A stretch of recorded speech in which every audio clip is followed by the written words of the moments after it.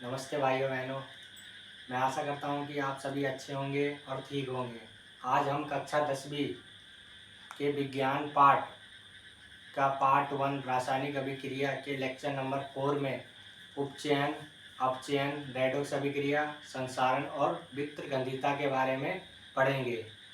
तो हमने इससे पहले तो लेक्चर 1, लेक्चर 2, लेक्चर 3 में रासायनिक अभिक्रियाएँ के बहुत ही सारे परिभाषाएँ, विधियाएँ सबको उदाहरण सहित पूरा कर लिया। और आज के लेक्चर नंबर 4 में बचे कुचे जो हैं हमारे टॉपिक उसको भी कवर कर लेंगे हम।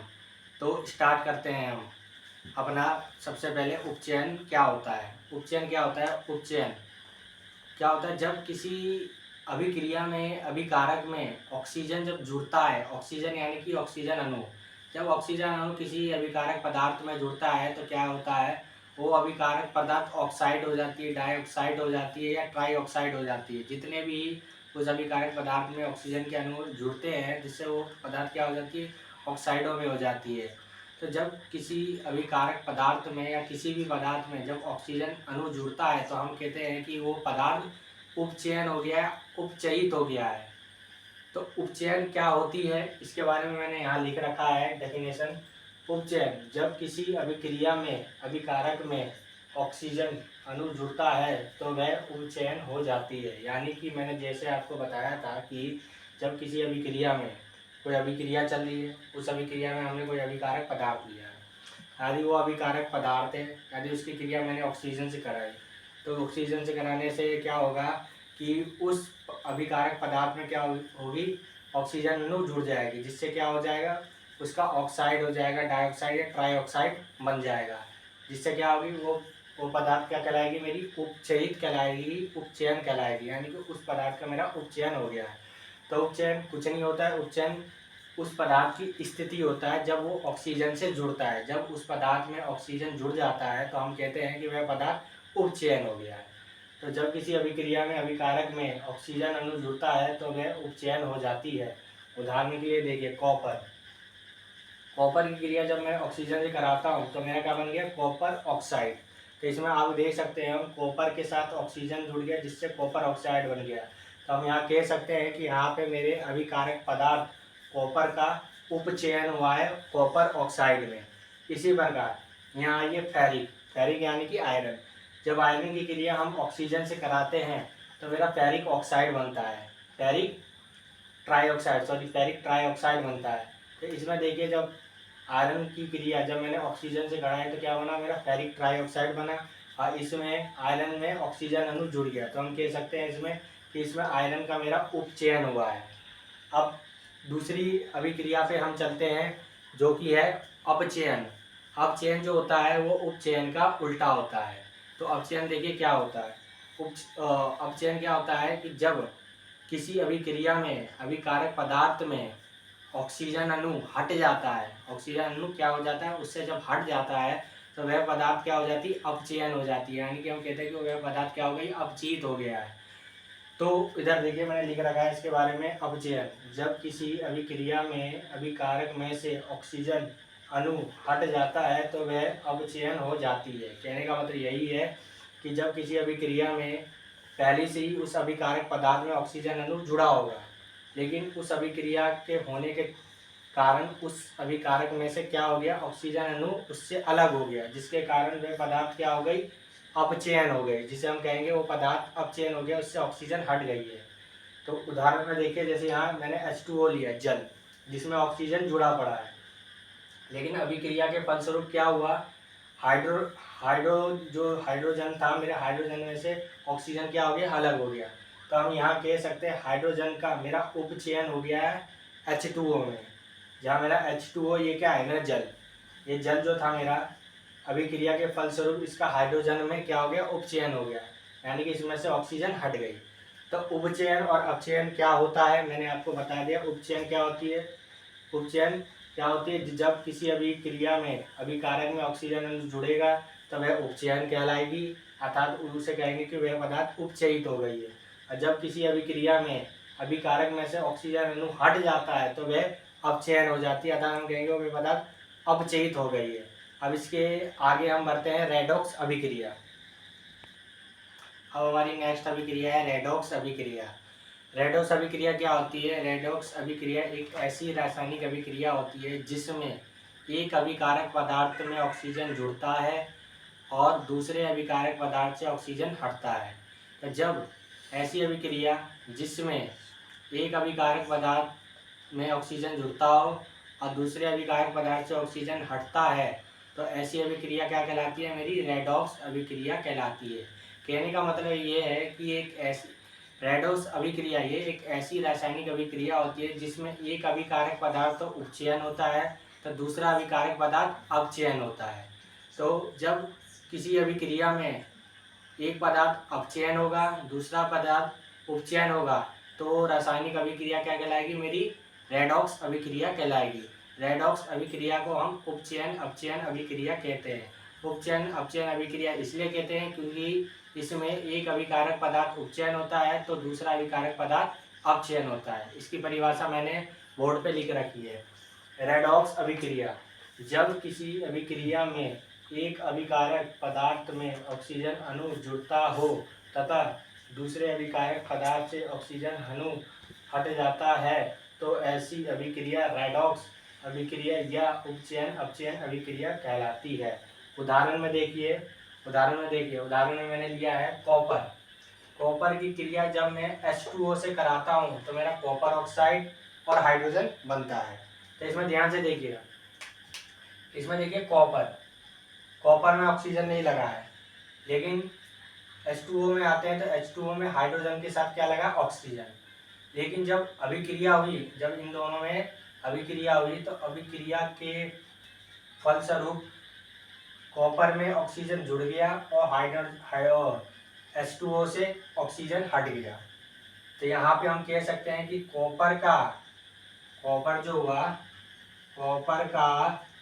ऑक्साइड में क्या हुआ? उपचयन। क्या हुआ? उपचयन। यहाँ पे कॉपर ऑक्साइड में क्या हो गया? उपचयन। यानी कि यहाँ पे जो कॉपर था वो अभिक्रिया के बाद इसमें ऑक्सीजन जुड़ गया जिससे कॉपर ऑक्साइड बन गया, जिससे हम कह सकते हैं कि कॉपर ऑक्साइड में उपचयन हुआ है। अब यहाँ पे देखिए H2O में क्या, यानी कि H2O यानी कि जल में, ये जल का सूत्र है जिसमें हाइड्रोजन में ऑक्सीजन अणु जुड़ा है। लेकिन अभिक्रिया के बाद क्या हुआ? अभिक्रिया के बाद हाइड्रोजन में से ऑक्सीजन हट गया तो हम कह सकते हैं यहाँ पे हाइड्रोजन का क्या हो गया? अपचयन। किसमें हुआ? यहाँ पे जो H2O था यानी कि H2O का H2 में क्या हो गया? अपचयन हो गया। तो यहाँ कॉपर ऑक्साइड में उपचयन हुआ और यहाँ पे H2O का H2 में अपचयन हुआ। तो रेडॉक्स अभिक्रिया क्या होती है मैं समझता हूँ आप समझ गए होंगे। अगली अभिक्रिया पे चलते हैं जो है कि संचारण। अब इसके आगे हम जानेंगे संचारण क्या होता है। संचारण क्या होता है? जब कोई धातु की वस्तु नमी, वायु, जल या अम्ल के समीप आती है तो वह क्या हो जाती है? संक्षारित हो जाती है। संक्षारित का मतलब यानी कि उस पर ऑक्साइड की परत चढ़ जाती है। ऑक्साइड की परत यानी कि जैसे कि जंग लगना। जब कोई धातु की वस्तु देखते हैं कि जब वो पानी की यानी जब उसे पानी में डाल देते हैं या ज़्यादा देर तक वायु में वो बस्ती देती है तो उस पर क्या आ जाती है? जंग आ जाती है। वो जंग ही संक्षारित कहलाती है और वही जंग ही क्या कहलाती है? ऑक्साइड कहलाती है। तो जब कोई धातु की वस्तु नमी, जल, वायु या अम्ल के समीप आती है या बहुत लंबे समय तक उनमें उपस्थित रहती है तो वह संक्षारित हो जाती है अर्थात उस पर जंग लग जाता है, वो उस पर ऑक्साइड की परत चढ़ जाती है। और इस पूरी प्रक्रिया को क्या कहते हैं? हम संचारण कहते हैं। इस पूरी प्रक्रिया को जिसमें धातु की वस्तु पर ऑक्साइड की परत चढ़ जाती है, जंग लग जाती है, ये पूरी प्रक्रिया क्या कहलाती है? हमारी संचारण कहलाती है। तो संचारण क्या होता है? जब कोई धातु की वस्तु अम्ल, जल, वायु या नमी के संपर्क में आती है तो वह संक्षारित हो जाती है। यह पूरी प्रक्रिया संचारण कहलाती है। ये पूरी प्रक्रिया क्या कहलाई हमारी? संसारण। तो जैसा मैंने बताया था कि आपको जब कोई धातु की वस्तु नमी, जल, वायु, अम्ल के समीप आती है, उनमें ज़्यादा लंबे समय तक उपस्थित रहती है, तो क्या होता है, उस धातु की वस्तु पर ऑक्साइड की परत चढ़ जाती है और उस ऑक्साइड की परत को ही हम जंग कहते हैं, जिसे दूसरी भाषा में हम कहते हैं संक्षारित हो जाती है वस्तु। कहते हैं कि ये वस्तु क्या हो गई?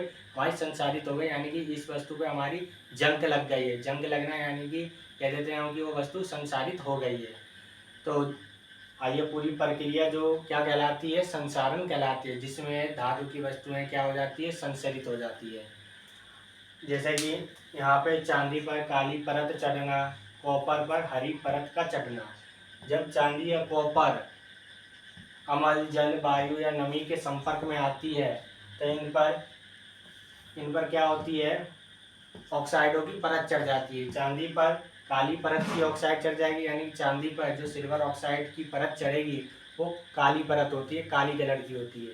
और कॉपर पे जो कॉपर ऑक्साइड की परत चढ़ेगी वो हरी परत होगी, यानी कि उसका कलर जो होगा हरा होगा।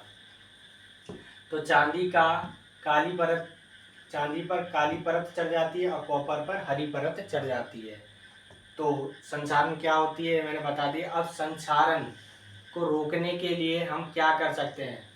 संक्षारण को रोकने के लिए अनेक उपाय हैं, जिसमें से 2 उपाय ये है कि उन धातुओं की वस्तुओं पर पेंट या लेप कर देना। क्या होता है, यदि उन धातुओं की वस्तुओं पर जब हम पेंट करते हैं या लेप करते हैं तो क्या करते हैं, उन पर एक पेंट और लेप का एक लेयर तैयार हो जाता है। और लेयर क्या क्या करता है, उनको वायु, वो जो धातु की वस्तु होती है, वो धातु की वस्तु का वायु, नमी, जल और मल से संपर्क जो बनता है वो खत्म हो जाता है थोड़ी समय के लिए। जब तक उन वस्तुओं पर पेंट यानी कि पेंट उपस्थित रहता है, पेंट जब तक उन वस्तुओं पर रहता है तब तक वह वस्तु क्या होती है? संसरित नहीं होती है, उन पर ऑक्साइड की परत और जंग नहीं लगता है, क्योंकि वो जो पेंट होती है वो इन धातुओं की वस्तुओं यानी कि इन धातुओं की वस्तुएं और नमी, जल, वायु के बीच में जो क्रिया होती है उस क्रिया को क्या करता है? वो खत्म करके रखता है।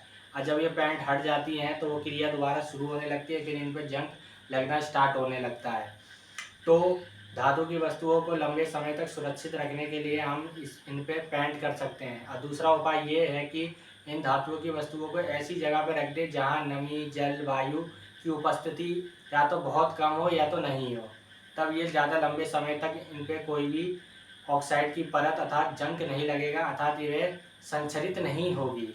अब मैंने आपको बताया संचारण क्या होती है। अब हम जानेंगे विकृतगंधिता क्या होती है। अब संसारण के बाद है हमारा विकृतगंधिता क्या होता है? जब कोई तेली युक्त या वसा युक्त खाद्य सामग्री यानी खाने वाली भोजन, ऐसी खाने वाली भोजन जिसमें फैट यानी कि वसा है और जिसमें तेल है, तो ऐसे क्या होते हैं, वैसे पदार्थों को जब हम वायु में खुले में छोड़ते हैं तो क्या होता है, वह सब्जियां यानी कि वह खाद्य सामग्री जो होती हैं वो वह उपचयन हो जाती है। और उपचयन होने के कारण क्या होता है, उनका जो स्वाद, गंध दोनों ही क्या हो जाता है? खराब हो जाता है। तो हम ऐसी शरीर के हसारा। अब संचारण के बाद है हमारा विकृतगंधिता क्या होती है? विकृतगंधिता क्या होती है? जब कोई खाद्य सामग्री, वो भी कैसी खाद्य सामग्री, यानी कि खाने वाली जो भोजन होते हैं जिनमें वसा होता है, तेल होता है। अब तो इधर मत देखा कर यार, हंसी